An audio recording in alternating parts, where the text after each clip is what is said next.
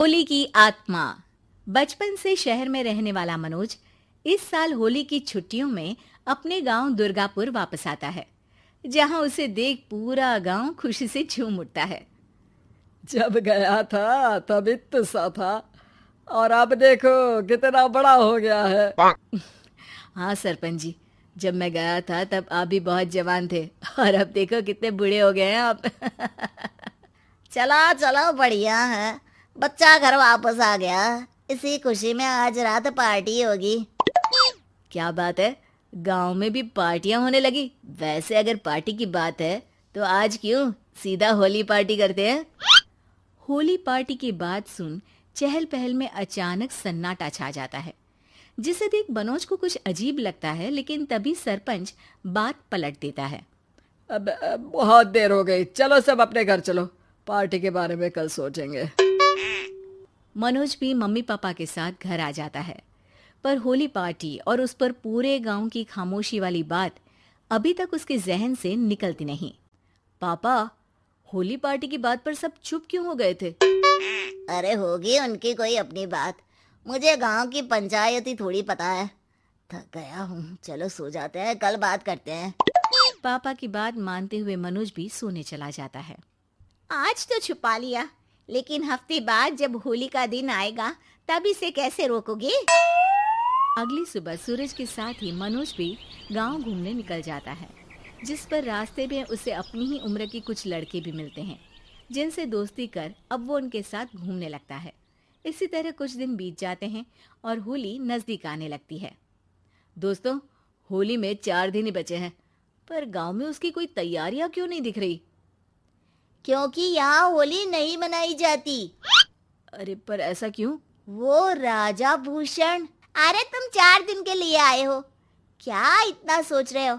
चलो कुछ खाने चलते हैं। इसी के साथ एक बार फिर होली की बात को टलते हुए देख मनोज को शक होने लगता है। वो घर पहुंचते ही इंटरनेट पर अपने गांव और राजा भूषण के बारे में जानकारी निकालने लगता है। क्या? मुझे आज तक ये नहीं पता था। ऐसा कैसे? किसी ने मुझे कुछ बताया क्यों नहीं?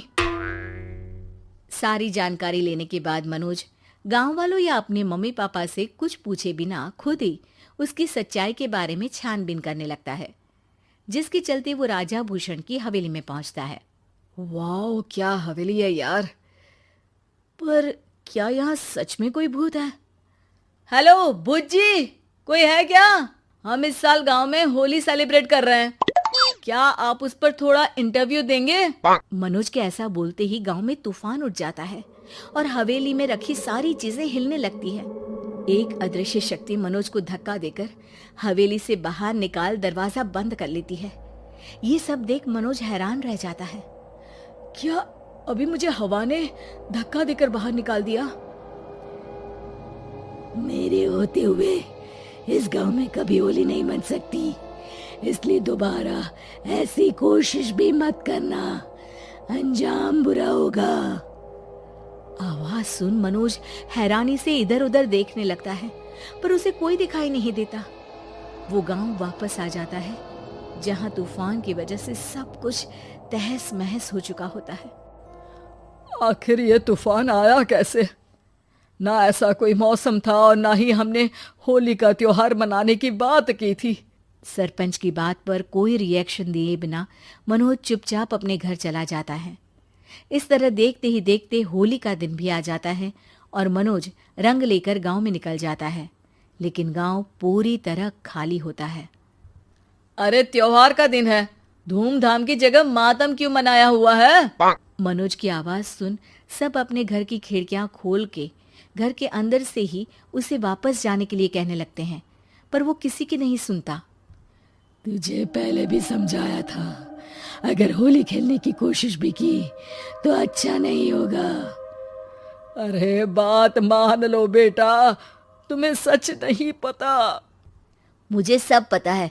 सालों पहले इस राजा ने एक अंधविश्वास फैलाया और आप लोग आज तक उसे मानते आ रहे हो। अरे बेटा, जब तुम पैदा भी नहीं हुए थे उससे भी बहुत पहले से इस गांव पर होली का श्राप है। अगर गांव में होली का त्योहार मनाया जाता है तो प्रलय आना पक्की बात होती है। राजा भूषण इस सब में नहीं मानते थे और त्योहार मनाने लगे, जिसके चलते होली वाले ही दिन पहले उनके बेटे की और फिर उनकी मृत्यु हो गई।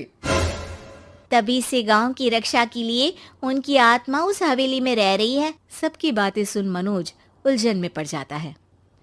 सोचना भी मत मनोज, अगर तुमने इस परंपरा को तोड़ने की कोशिश भी की तो उसका परिणाम इस गांव और गांव के लोगों के लिए अच्छा नहीं होगा। मुझे भी यकीन नहीं हो रहा कि आप लोग एक बेतुकी बात को मानकर सालों से रंगों के त्योहार को मातम की तरह मनाते आ रहे हो।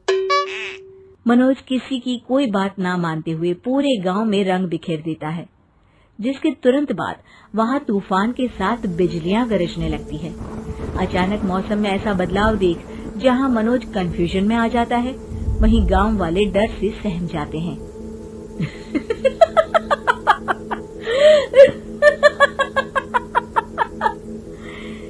इस लड़के ने हमारे जैसे सिर्फ अपने स्वार्थ के लिए नहीं बल्कि पूरे गांव की खुशियों के लिए यहाँ होली मनाई है, जिस वजह से अब इस गांव पर होली का श्राप टूटता है। ऐसा बोलकर राजा का भूत वहां से गायब हो जाता है, जिसके बाद गांव के लोग धूमधाम से होली मनाते हैं। खुशियों के रंग गांव में बिखरे ही होते हैं कि अगली सुबह अचानक मनोज कहीं गायब हो जाता है और एक बार फिर गांव में होली का नया राज शुरू हो जाता है।